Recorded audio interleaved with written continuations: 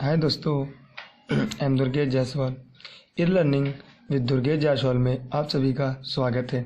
आज हम लोग उत्तर प्रदेश टेट 2016 के गणित के कुछ प्रश्नों को सॉल्व करते हैं, जो प्रश्न ऐसे हैं जिन्हें हम कुछ सेकंडों में ही सॉल्व कर सकते हैं। दोस्तों, सबसे पहले हम यह देखेंगे कि हमने आपको पहले विभाज्यता का नियम बता दिया था। अब विभाज्यता के नियम के प्रयोग करके हम इन सभी प्रश्नों को सॉल्व करने या हल करने का प्रयास करते हैं। दोस्तों, सबसे पहले हमने पहला प्रश्न जो है हमारा वह है 14/33, 21/22 और 42/55 का महस। जब किसी भी संख्या किसी भिन्नों का महस पूछता है तो सबसे पहले हम अंश का महस निकालते हैं और हर का लस। अगर यदि यही प्रश्न यहाँ महस की जगह लस पूछा होता तो अंश का लस और हर का महस, मतलब जो भी प्रश्न पूछता है भिन्न का उसका वह अंश निकालते हैं और जो उसका अपोजिट होता है वह हर उसका निकालते हैं। दोस्तों, सबसे पहले हम इस प्रश्न को विकल्प से लगाने का प्रयास करेंगे। दोस्तों, तो 14, 21, 42 जो है वह किस बड़ी से बड़ी संख्या से पूरी तरह विभाजित हो जाएगी। तो हम देखते हैं 7 लेते हैं, अगर 7 से 14 विभाजित हो जाएगा, 21 हो जाएगा, 42। इस प्रकार 7 इन तीनों का महस है, अर्थात अगर हम पहले महस निकाल लेते हैं तो 14 का जो गुणनखंड होगा वो होगा 2 × 7 और 21 का होगा 3 × 7 और 42 का होगा 2 × 3 × 7। इस प्रकार दोस्तों 7 हमें तीनों पद पर मिलता है तो जिसका महस होगा वह होगा 7। दोस्तों, अंश का हमें महस निकालना है तो जो पहला विकल्प है इसका महस 7 है और हर का 330, और किसी भी विकल्प में अंश का महस 7 नहीं है। इस प्रकार यह मेरा विकल्प सही होता है। दोस्तों, अब हम देखिए दूसरा प्रश्न मेरा था 57 रुपया और 75 पैसों का पैसों में मूल्य क्या होगा। क्वेश्चन था 57 रुपया और 75 पैसों का पैसों में मूल्य क्या होगा। दोस्तों, हम ये जानते हैं 1 रुपये में 100 पैसे होते हैं। इस प्रकार 57 रुपये में 100 पैसे होंगे, 57 × 100 + 75। इस प्रकार हमें प्राप्त होते हैं 57 में अगर 100 गुणा करेंगे तो 57 के बाद 00 + 75। इस प्रकार हमें 5775 प्राप्त होते हैं। ये हो गए हमारे पैसे। अब 57 रुपया 75 पैसे को मैंने पैसे में बदल दिया। इस प्रकार जो मेरा विकल्प है वो ये सही है। दोस्तों, अब आगे देखते हैं। हम दिया गया है तीसरा क्वेश्चन, किसी भी संख्या का इकाई स्थान ज्ञात करने के लिए। दोस्तों, दिया है 3×99 - 3×50। तो हम क्या करते हैं, जब भी किसी संख्या का इकाई अंक ज्ञात करना होता है, कोई भी घातांक दे उसके घातांक में हम पहले 4 का भाग देते हैं। तो 99 में अगर हम 4 का भाग देते हैं तो जो हमें शेषफल प्राप्त होगा वह होगा 3। तो हम क्या करते हैं 3×3 लिख देंगे, -50 में हम 4 का भाग देंगे। इस प्रकार हमें यहाँ 2 शेष होगा, शेषफल 2 प्राप्त होगा। तो हम क्या करते हैं 3×2 करते हैं। इस प्रकार हमें 3×3 का मतलब 3 × 3 × 3 अर्थात 3 × 3 = 9, 3 × 27, 27 - 9। अब सब्ट्रैक्ट करेंगे 18। अब इकाई अंक हमें 8 प्राप्त हो गया। इस प्रकार दोस्तों इस प्रश्न का विकल्प हमारा 8 है।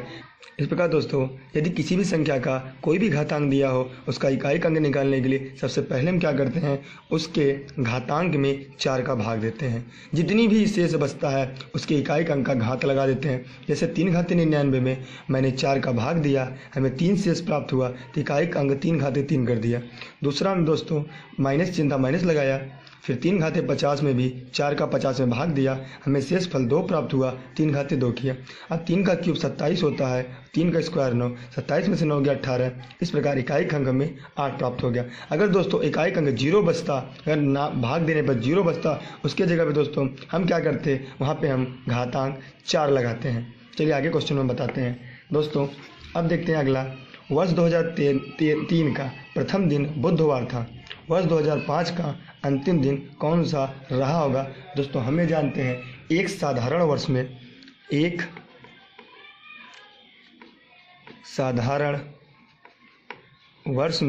एक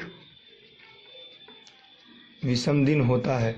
इस प्रकार 2003 से 4, 3 से 4 में एक विषम दिन होगा, जबकि 4 से 5, 4 से 5 में 2 विषम दिन होगा। क्यों? जो 2004 होता है वह लीप वर्ष होता है, वह 366 दिन का होता है। इस प्रकार 2003 से लेकर 2005 का दिसंबर का अंतिम दिन जो था वह हमें प्राप्त होगा 3 विषम दिन। 3 विषम दिन से अब हम क्या करेंगे, बुधवार को के बाद 3 विषम दिन जोड़ेंगे तो बुध के बाद बृहस्पति, शुक्र, शनि। इस प्रकार मेरा जो विकल्प होगा वह शनि होगा। चलिए दोस्तों आगे देखते हैं अगला क्वेश्चन जो आपके टेट में पूछ चुका है। दो संख्याओं का योगफल व गुणनफल क्रमशः 11 व 18 है, तब इन संख्याओं के व्युत्क्रमों का योग क्या होगा। दोस्तों दिया है यदि दो संख्याओं का योग मनमाना संख्याएं a और b हैं तो a + b बराबर 11 और a × b बराबर 18 दिया है। दोस्तों दो संख्याओं का योगफल 11 और गुणनफल 18 हो तो इन संख्याओं के व्युत्क्रम का योग क्या होगा। दोस्तों व्युत्क्रम का योग मतलब 1/a + 1/b। इस प्रकार दोस्तों हम लेते हैं a और b इसका एलसीएम हो जाएगा और a + b बचेगा। तो a + b बराबर दोस्तों हमें मिला 11 और ab बराबर 18। इस प्रकार दोस्तों हमें उत्तर मिल जाता है 11/18। दोस्तों इस प्रकार हमने देखा, इस प्रकार के जब भी प्रश्न पूछे जाते हैं तो हम क्या करेंगे, योगफल दिया है तो योगफल बटा गुणनफल कर देते हैं या अंतरफल बटा गुणनफल कर देते हैं। इस प्रकार दोस्तों यह तरह के प्रश्न सॉल्व होते हैं। अब देखते हैं, अब पूछा गया है निम्नलिखित में से सबसे बड़ी भिन्न कौन है। 3/2, 4/3, 5/6 और 9/7। अब दोस्तों हम क्या करते हैं, हम इस भिन्न को या तो हर समान करके लगाएं या तो एक ट्रिक लगाते हैं। ट्रिक क्या है, हम हर में से अंश को घटाते हैं। हर में से अंश को घटाएंगे तो 7 में से अगर 9 घटाएंगे तो हमें प्राप्त होगा जो वह है -2। फिर 6 में से 5 घटाएंगे तो हमें 1 प्राप्त होता है। फिर दोस्तों 3 में से अगर 4 घटाते हैं तभी हमें 1 प्राप्त होता है और 2 में से 3 घटाएंगे तो -1 प्राप्त होता है। इस प्रकार दोस्तों हमने ये देखा कि 1 और 1 तो सबसे बड़ी 1 और 1 जो होता है, अगर 3 में 4 का भाग देंगे तो 1 दशमलव कुछ आएगा। 6 में 5 का भाग देंगे तो 1 दशमलव, यह भी संख्या दशमलव में, क्योंकि 6 में से 5 घटाएंगे तो 1 आएगा और 7 में से 9 नहीं जाएगा इसलिए 1 बार जाएगा। अगर दोस्तों 3 का भाग हम 4 में देंगे तो 3 1 का 3 दशमलव में आएगा। जबकि 6 का भाग मतलब हर बड़ा 6 में से 5 गया 1, 3 में से 4 नहीं जाएगा, सॉरी -1, यह प्राप्त होगा -1। इस प्रकार दोस्तों 6 में से 5 भाग देंगे, जब भाग देंगे तो भागफल दशमलव में जाएगा। मतलब अगर सबसे छोटी भिन्न पूछता सबसे छोटी तो हमारा जो आंसर होता वह होता 5/6, क्योंकि यह धनात्मक आ रहा है। 6 में से अगर 5 देंगे, अगर दशमलव में बदलेंगे तो इसका आएगा 8 समथिंग कुछ आएगा। जबकि अगर सबसे बड़ी पूछेगा तो -2 और -1, -2 -1 में -1 बड़ी होती है, लेकिन आंसर दोनों का दोस्तों -1 दोनों में बच रहा है। इसलिए हम क्या करते हैं, इन दोनों में जो छोटी होती है, जो भिन्न छोटी होती है वही सबसे बड़ी होती है। तो 3/2 और 4/3 में 3/2 छोटा दिख रहा है। इस प्रकार जो मेरा आंसर होगा 3/2 होगा। आगे देखते हैं दोस्तों, अब दिया है यदि 3 31 यक्ष 5 9 का अपवर्त है जहां यक्ष एक अंक है तब यक्ष का मान होगा।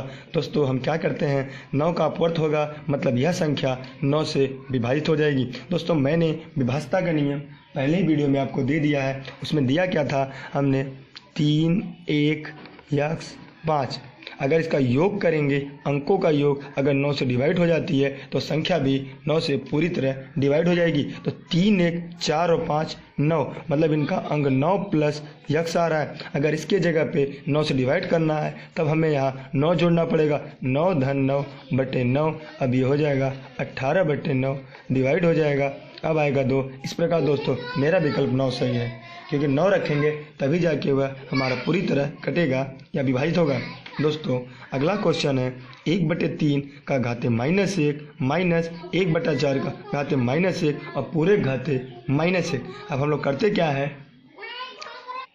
दोस्तों, हम सबसे पहले क्या करते हैं, अगर किसी भी संख्या का घातांक माइनस में होता है तो अंश हर में और हर अंश में बदल जाता है। अब -1/3 को जब भिन्न में बदलेंगे यह हो जाएगा 3 - 4, फिर पूरे घाते -1, 4 में से 3 गया -1 घाते -1, इसे धनात्मक बदलना है तो यह हो जाएगा 1/-1 बराबर -1। इस प्रकार दोस्तों हमारा जो आंसर होता है वह -1 होता है। दोस्तों अब पूछा है दिए गए चित्र में कितने वर्ग हैं। दोस्तों हम देखते हैं पहले 1 2 3 4 5 6 7 8 9 ये सभी वर्ग हैं। उसके बाद दोस्तों यहाँ से लेके ये 9 1 10, फिर यहाँ से दोस्तों 1 11, फिर दोस्तों यहाँ से 1 लेके 12, फिर दोस्तों यहाँ से लेके 13 और यह बड़ा सा पूरा जो है वह 14। इस प्रकार इस चित्र में हमें कुल 14 वर्ग प्राप्त होते हैं।